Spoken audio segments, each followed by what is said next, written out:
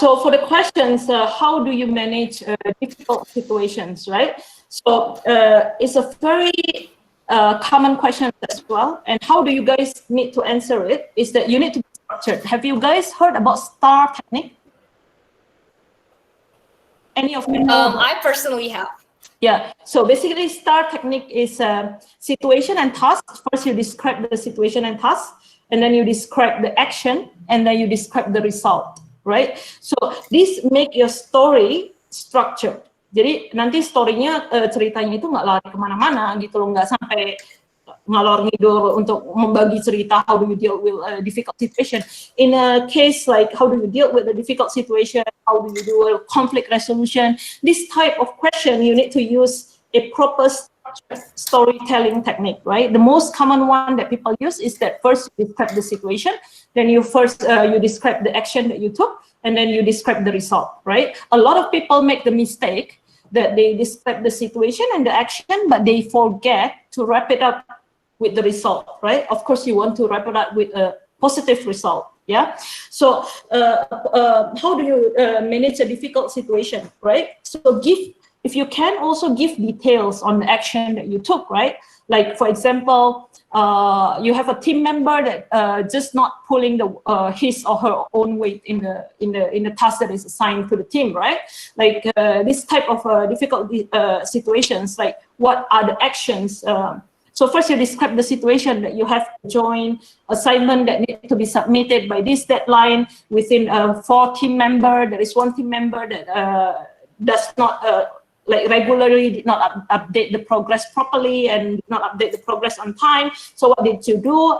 Did you talk to him or her separately within the team member, and like outside of the team member, did you call and talk separately? Did you think about what might be his or her problem? And then after you talk to him, did you propose a solution that is satisfactory for all other team member, and what are the results, right? So normally this is how you phrase how do you manage a difficult situation question, right? You use this kind of technique. You first describe the situation and the task, and then you describe your action, and then you describe the result.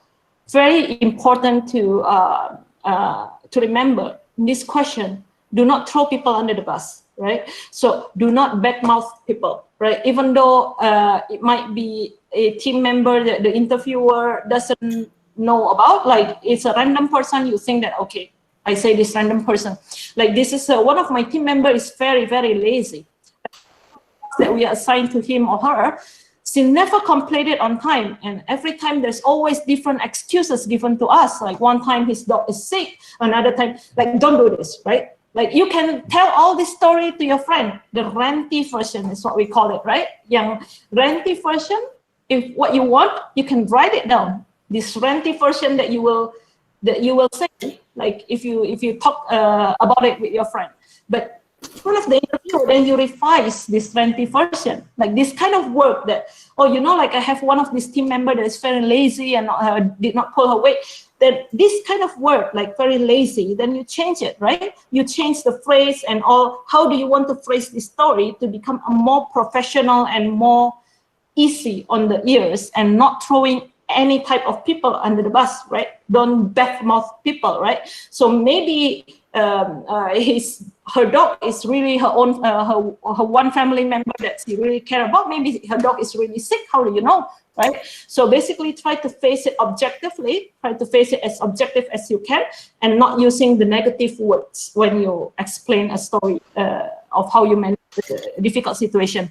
Again, another important thing is that how do you expose to this kind of difficult situation? You will have a lot of story to tell if you have a lot of different organizations and a lot of different committee experience, right? If you only study, it is very, very difficult to kind of expose to a lot of dynamic like this, right? So to be able to gain experience, I think go and expose yourself to a lot of different type of work and event, yeah? Then you have a lot of story to tell and enrich your experience in dealing with conflict and dealing with issues, yeah?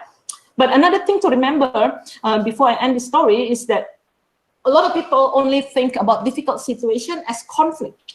Yeah, when you hear about this question, how do you manage difficult situation?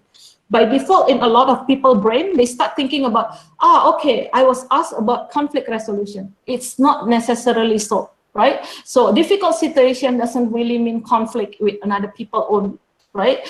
It can also mean a situation that you were exposed to. For example, an event that is suddenly canceled, right? Because of COVID-19, right? How do you manage all the effort and the team member and all this kind of, for example, and a project that the deadline is suddenly preponed, is suddenly fast forward to 1 week, then how do you reprioritize the task, right? Maybe this team member A that was assigned to create presentation now being changed to now become researching the resources, and another team member that is more free towards the end of the day become the one that is assigned to make the final presentations, right? So this kind of situation also you can tell the story to answer this question. Difficult situation doesn't necessarily means a conflict with people, yeah? So just keep in mind that.